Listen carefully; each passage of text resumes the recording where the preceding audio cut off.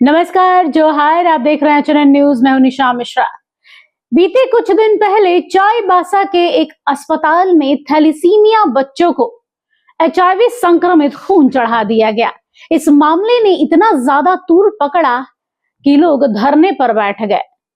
विपक्ष की जो पार्टियां हैं, भारतीय जनता पार्टी ने कई रैलियां निकाल दी, ये सोचकर कि शायद एक हुंकार भरने के बाद स्वास्थ्य व्यवस्था में कई बदलाव होंगे। स्वास्थ्य मंत्री ने भी अचानक औचक निरीक्षण किया, कई लोगों को उनके पदों से हटाया, कई लोगों की नौकरी गई। इसके अलावा कई नियम भी बनाए गए, लेकिन इसके बाद भी खूंटी के सदर अस्पताल में बिना लाइसेंस के ब्लड बैंक चलाया जा रहा है।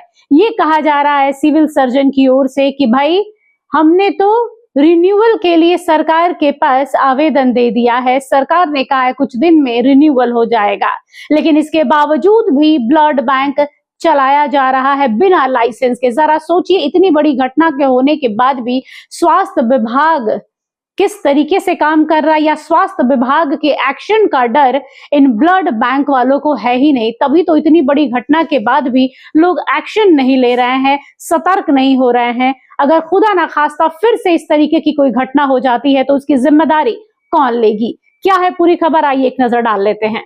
खूंटी जिले में भी सदर अस्पताल में बगैर लाइसेंस ब्लड बैंक संचालित किया जा रहा है। हालांकि सिविल सर्जन ने रिन्यूअल के लिए आवेदन देने का दावा तो किया है। उसका कहना है कि सरकार के स्तर से ही अब तक रिन्यूअल नहीं हो सका है, लेकिन जल्द ही होने की संभावना है। दरअसल खूंटी आदिवासी बहुल जिला है, जिसमें 65 से अधिक मरीज एनीमिया, थैलीसीमिया के चिन्हित किए गए हैं, जिनमें से रोजाना 10 से अधिक यूनिट खून की खपत भी होती है। सबसे ज्यादा खून यहाँ थैलीसीमिया, एनीमिया और सिकल सेल के मरीजों को दिया जाता है। इसके बाद जो गर्भवती महिलाएं होती हैं, ऑपरेशंस होते हैं, उसमें इन खून की खपत होती है। सिविल सर्जन की माने तो जिले में खून की कमी वाले मामले सबसे ज्यादा हैं। इसके लिए यहाँ अस्पताल में जो मरीज आते हैं, उनमें रोजाना 500 से अधिक मरीज ब्लड प्रेशर, सर्दी खांसी, टाइफाइड, डायबिटीज, ब्रेन हैमरेज और मलेरिया के शामिल होते हैं। इसके अलावा जिले में एकमात्र ब्लड बैंक में ब्लड रेफ्रिजरेटर में रखा जाता है। डोनेट करने वालों की ब्लड को टेस्ट और अनटेस्ट दोनों ही तरीके से अलग अलग रखा जाता है।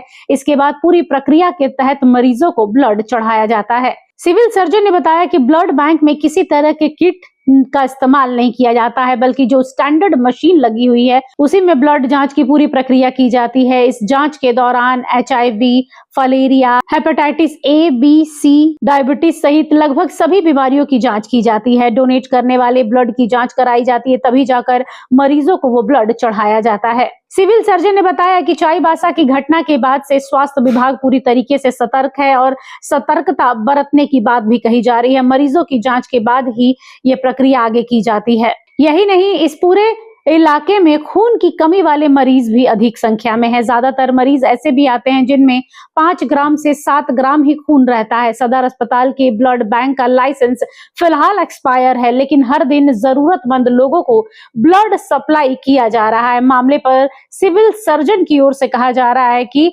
लाइसेंस फरवरी से रिन्यूअल प्रोसेस में है।